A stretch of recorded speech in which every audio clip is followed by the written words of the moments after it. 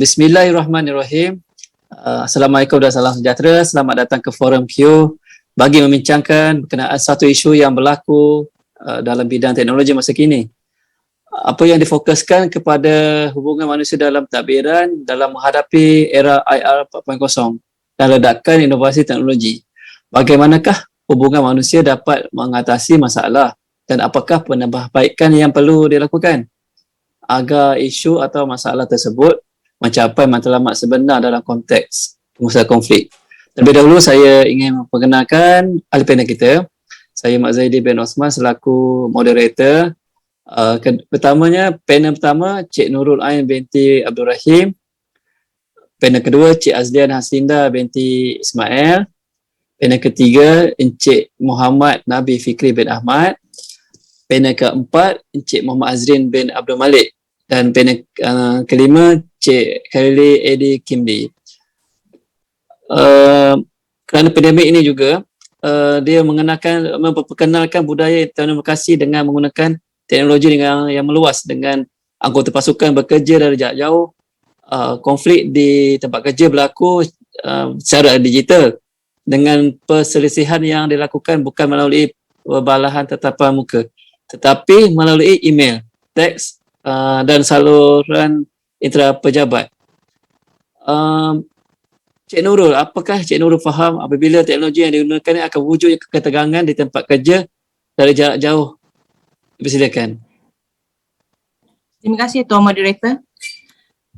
Bagi konflik yang wujud, saya melihat ini dari segi konflik ketidaksepakatan. Ini adalah kerana hilangnya data dan juga maklumat yang hanya boleh disampaikan dari bahasa badan, pemerhatian dan juga gurauan.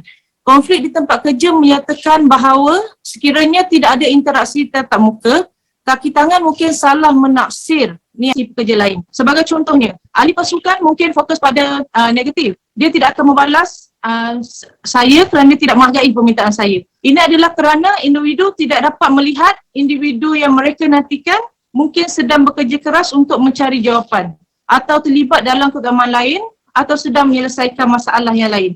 Akibatnya, andaian dibuat dan konflik timbul di sekitar andaian tersebut. Sekiranya kedua-dua individu berada di ruang kerja fizikal yang sama, mereka mungkin akan dapat lebih memahami keadaan individu yang lain dengan lebih mudah.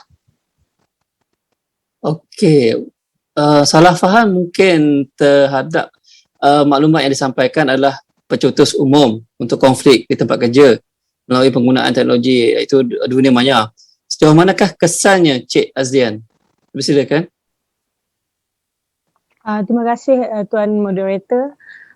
Konflik ketidaksefahaman akan wujud apabila konfrontasi semakin tegang. Dalam ledakan teknologi adalah lebih mudah untuk konflik menjadi semakin teruk. Apabila maklumat disampaikan secara berhadapan dapat ditafsirkan sebagai maklumat balas ramah atau komen lucu, mungkin akan diterjemahkan sebagai kasar dan serius ketika dikirimkan dengan menggunakan teknologi. Konflik akibat daripada teknologi boleh bermula dari salah faham yang paling kecil dan meningkat dengan cepat. Sebagai contoh, pembetulan perkataan secara automatik yang menggantikan kata dalam kontrak utama yang ditujukan kepada pelanggan, tuntutan pada saat-saat akhir yang menyebabkan kesilapan atau menggunakan platform kolaborasi yang salah untuk menyampaikan maklum balas yang membina boleh menimbulkan masalah. Kebanyakan ketegangan yang melibatkan teknologi adalah disebabkan oleh perbezaan jenis kepribadian terutama antara rakan sekerja dan jabatan yang berbeza. Cik Nabil, apakah aspek yang paling mencabar dalam menerapkan industri 4.0 ini? Saya melihat konflik keselamatan akan berlaku. Aspek yang paling mencabar dalam menerapkan industri 4.0 adalah risiko keselamatan IT. Integrasi dalam talian mungkin menimbulkan kebocoran data dan pelanggaran keselamatan. Pencuri cyber juga harus dipertimbangkan kerana dalam hal ini masalahnya tidak bersifat individu tetapi dapat dan mungkin akan membebankan organisasi dari segi kewangan dan bahkan dapat merosakkan reputasi mereka. Oleh itu, pendidikan yang mungkin mencukupi mengenai keselamatan adalah sangat penting.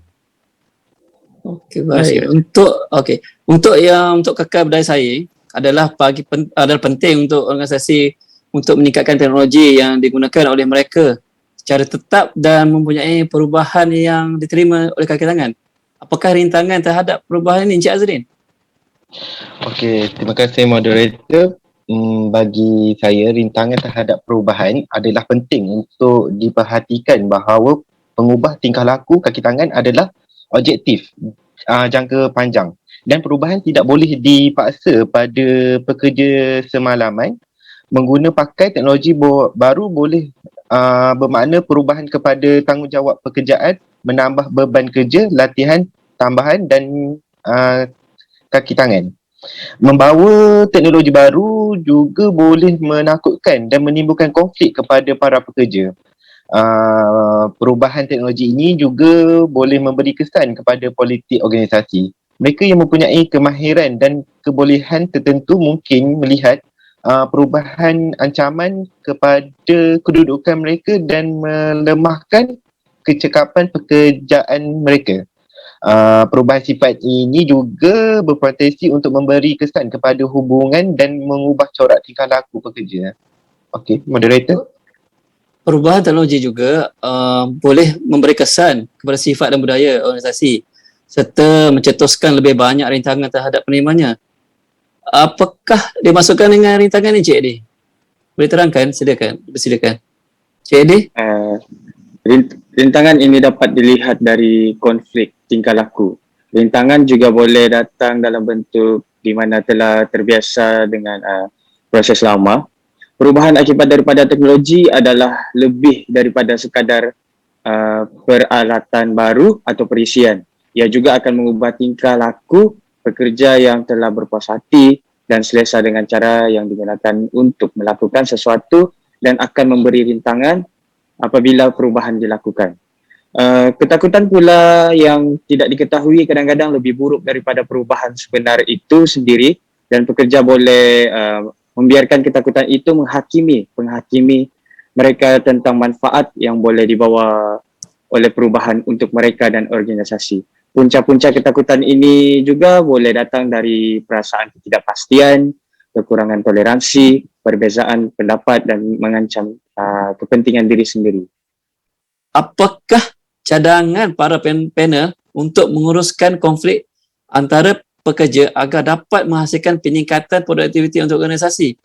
Dipersilakan mana-mana panel boleh terus memberi pandangan. Dipersilakan.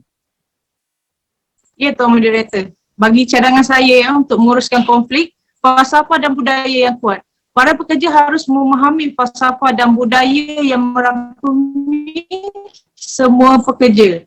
Lepas tu dalam kepercayaan kerja yang dilakukan, selain itu dengan mengukuhkan lagi falsafah dan juga budaya, sebarang salah faham dapat dikurangkan kerana individu di dalam organisasi mempunyai matlamat dan juga pemahaman yang sama dalam mencapai objektif organisasi mereka.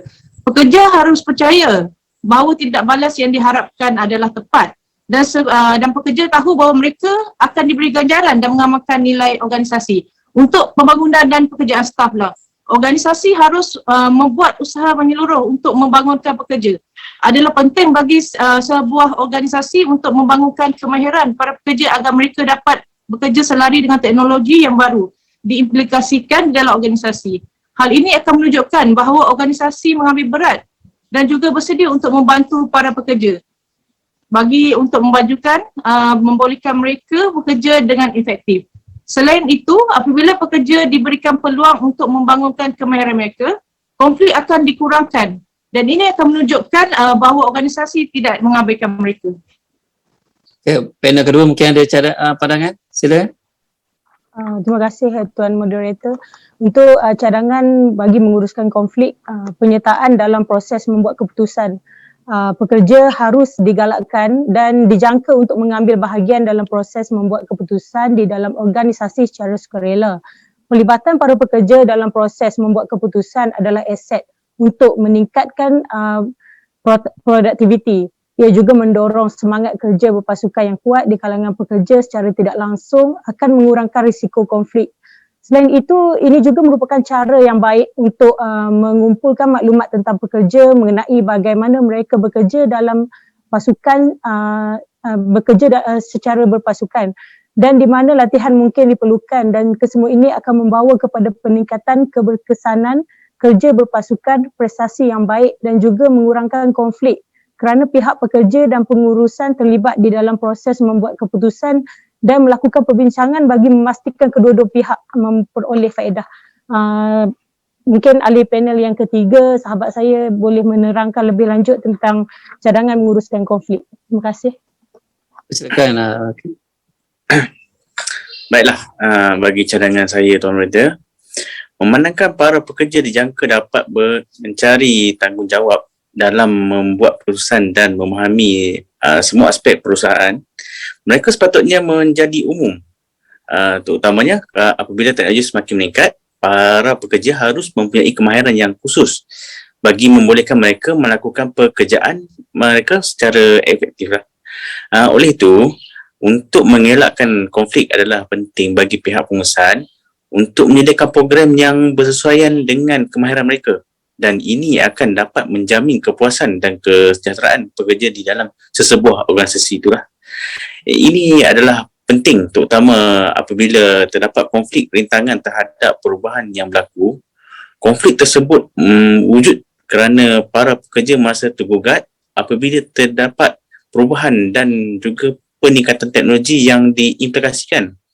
Apabila pekerja diberi peluang untuk meningkatkan kemahiran mereka, rintangan terhadap perubahan yang berlaku akan dapat dikurangkan kerana mereka memahami bahawa perubahan tersebut akan memberi faedah. Sekian, ini cadangan saya Tuan Moderator. Terima kasih.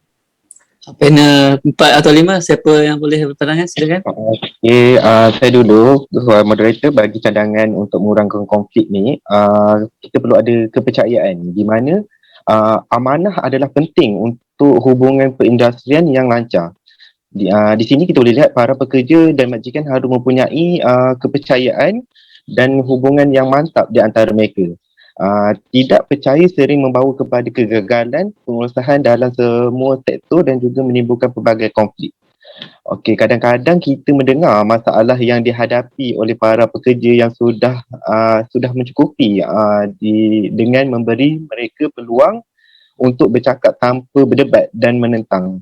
Pihak pentadbir akan mengurangkan halangan dan membuat mereka merasakan bahawa pihak pentadbir prihatin dan mendengar suara mereka. Budaya ini dapat dilihat dengan maaf saya Tuan Moderator, wujud budaya ini di mana pihak pentadbir mendengar pandangan dan juga keluhan para pekerja. Itu saja Tuan Moderator. Silakan panel terakhir. Okey, pada cadangan sebelah saya mempunyai ada dua cadangan, iaitu yang pertama sumber konflik. Untuk menyelesaikan konflik adalah penting untuk mengetahui sumber konflik tersebut. Menentukan sumber konflik akan membolehkan pihak pentadbiran untuk memahami bagaimana masalah ini mula berkembang.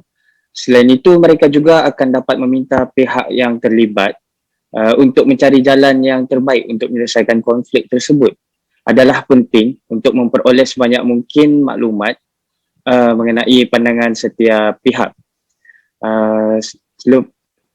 Selepas itu, komunikasi dan hubungan yang positif. Komunikasi yang buruk adalah salah satu sebab terbesar konflik dalam persekitaran kerja atau sebaliknya. Memiliki dan mengkomunikasikan nilai syarikat dapat membantu pekerja untuk membuat keputusan, mendorong tingkah laku positif dan membantu pengambilan dan mengekalkan pekerja yang mempunyai nilai yang sama. Hubungan yang positif pula akan dapat menjadi aset dan juga sumber bagi mengelakkan konflik. Sudah tentu kita semua lebih suka untuk mengelakkan konflik timbul. Oleh itu, pelaburan dalam budaya hubungan pekerja yang positif sangat penting untuk tempat kerja yang produktif. Sekian daripada saya Tuan Moderator. Terima kasih. Okey, baik. Terima kasih kepada 5 peneketa atas kupasan yang menarik. Kesimpulan saya dekat sini, saya ada nampak ada dua saya bagi kesimpulannya, sama ada anda mempunyai dua pekerja yang menentang penggunaan teknologi ataupun sebaliknya, tindak balas segera anda terhadap situasi konflik adalah sangat penting. Peranan pihak pentadbiran adalah lebih dari sekadar menghadapi konflik. Ini juga mengenai menolong orang yang mengatasi masalah peribadi mereka, mengurus berbagai pasukan, menyediakan persediaan yang selesa dan memastikan mereka bekerja dengan gembira. Semua tugas ini penting untuk mengekalkan fungsi organisasi yang cekap dan cemerlang.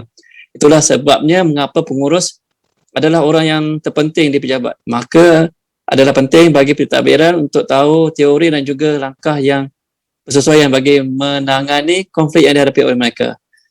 Saya ucapkan terima kasih kepada sekali lagi dan terima kasih dan kita berjumpa di forum akan datang. Assalamualaikum. Terima kasih. Waalaikumsalam.